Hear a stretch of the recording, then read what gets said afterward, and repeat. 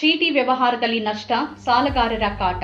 ತಾಯಿ, ಸಹೋದರಿಯನ್ನ ಕೊಲೆಗೈದು ಆತ್ಮಹತ್ಯೆಗೆ ಯತ್ನ, ಇಬ್ಬರ ಸ್ಥಿತಿ ಗಂಭೀರ. ಸಾಲಗಾರರ ಕಾಟಕ್ಕೆ ಬೇಸತ್ತು ವ್ಯಕ್ತಿಯೊಬ್ಬ ತನ್ನ ತಾಯಿ ಮತ್ತು ಸಹೋದರಿಯನ್ನ ಕೊಲೆಗೈದು ಅಕ್ಕನ ಮಗನ ಕುತ್ತಿಗೆ ಕೊಯ್ದು ತಾನೂ ಕೂಡ ಆತ್ಮಹತ್ಯೆಗೆ ಯತ್ನಿಸಿದ ಬೆಚ್ಚಿ ಬೀಳಿಸುವ ಘಟನೆ ಬೆಂಗಳೂರು ಗ್ರಾಮಾಂತರ ಜಿಲ್ಲೆ ಆನೇಕಲ್ ತಾಲೂಕಿನ ಮಲ್ಲೇನಹಳ್ಳಿಯಲ್ಲಿ ನಡೆದಿದೆ. 27 ವರ್ಷದ ಮೋಹನ್ ಗೌಡ ಎಂಬ ವ್ಯಕ್ತಿ ಕೃತ್ಯ ಎಸಗಿದ ಆರೋಪಿ.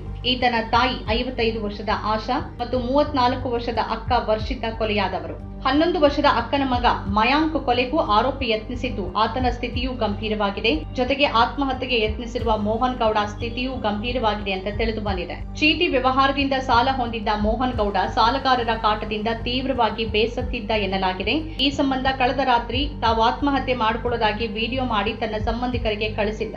ಈ ವಿಡಿಯೋ ನೋಡಿ ಆತಂಕಗೊಂಡ ಸಂಬಂಧಿಕರು ತಕ್ಷಣ ಮನೆ ಬಳಿ ಧಾವಿಸಿದಾಗ ಕೃತ್ಯ ಬೆಳಕಿಗೆ ಬಂದಿದೆ.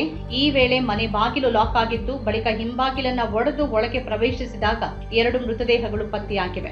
ಜೊತೆಗೆ ಕುತ್ತಿಗೆ ಕೊಯ್ದ ಸ್ಥಿತಿಯಲ್ಲಿ ಮೋಹನ್ ಮತ್ತು ಮಯಾಂಕ್ ನೆಲದ ಮೇಲೆ ಒದ್ದಾಡ್ತಿರುವುದನ್ನು ಕಂಡ ಸಂಬಂಧಿಕರು ಕೂಡಲೇ ಅವರಿಬ್ಬರನ್ನು ಆಸ್ಪತ್ರೆಗೆ ದಾಖಲಿಸಿದ್ದಾರೆ. ಸ್ಥಳಕ್ಕೆ ಬೆಂಗಳೂರು ಗ್ರಾಮಾಂತರ ಎಸ್ಪಿ ಭೇಟಿ ನೀಡಿ ಪರಿಶೀಲನೆ ನಡೆಸಿದ್ದು, ಅತ್ತಿಬೆಲೆ ಪೊಲೀಸ್ ಠಾಣೆಯಲ್ಲಿ ಈ ಬಗ್ಗೆ ಪ್ರಕರಣ ದಾಖಲಾಗಿದೆ. ಈ ಘಟನೆ ಬಗ್ಗೆ ಬೆಂಗಳೂರು ಗ್ರಾಮಾಂತರ ಎಸ್ಪಿ ಚಂದ್ರಕಾಂತ್ ಮಾಹಿತಿ ನೀಡಿದ್ದು, ಶನಿವಾರ ರಾತ್ರಿ 10:30ರ ಸುಮಾರಿಗೆ ಘಟನೆ ಬಗ್ಗೆ ಮಾಹಿತಿ ಸಿಕ್ಕಿದೆ. ಕೂಡಲೇ ಅತ್ತಿಬೆಲೆ ಪೊಲೀಸರು ಸ್ಥಳಕ್ಕೆ ಭೇಟಿ ನೀಡಿದ್ದಾರೆ. ಪ್ರಾಥಮಿಕ ತನಿಖೆಯಲ್ಲಿ ಅತಿಯಾದ ಸಾಲ ಕೃತ್ಯಕ್ಕೆ ಕಾರಣ ಅನ್ನೋದು ಗೊತ್ತಾಗಿದೆ. ಗಾಯಾಳು ಮೋಹನ್ ಚೀಟಿ ವ್ಯವಹಾರದಲ್ಲಿ ಸಾಲ ಮಾಡಿಕೊಂಡಿದ್ದ. ಜೊತೆಗೆ ಐಷಾರಾಮಿ ಜೀವನಕ್ಕೆ ಅಂತ ದುಂದುವೆಚ್ಚ ಮಾಡಿದ್ದ. ಸಾಲವನ್ನ ತೀರಿಸೋಕಾಗದೆ ಇಡೀ ಕುಟುಂಬ ಆತ್ಮಹತ್ಯೆಗೆ ನಿರ್ಧರಿಸಿರೋದು ಅವರು ಮಾಡಿಕೊಂಡಿರುವ ವಿಡಿಯೋದಲ್ಲಿದೆ. ಗಾಯಾಳು ಮೋಹನ್ ತನ್ನ ತಾಯಿ, ಅಕ್ಕ ಮತ್ತು ಅಕ್ಕನ ಮಗನ ಕುತ್ತಿಗೆ ಸೀಳಿ ಬಳಿಕ ತಾನೂ ಕುತ್ತಿಗೆ ಸೇರಿಕೊಂಡು ಆತ್ಮಹತ್ಯೆಗೆ ಯತ್ನಿಸಿರೋದು ಮೇಲ್ನೋಟಕ್ಕೆ ಕಂಡು ಬಂದಿದೆ.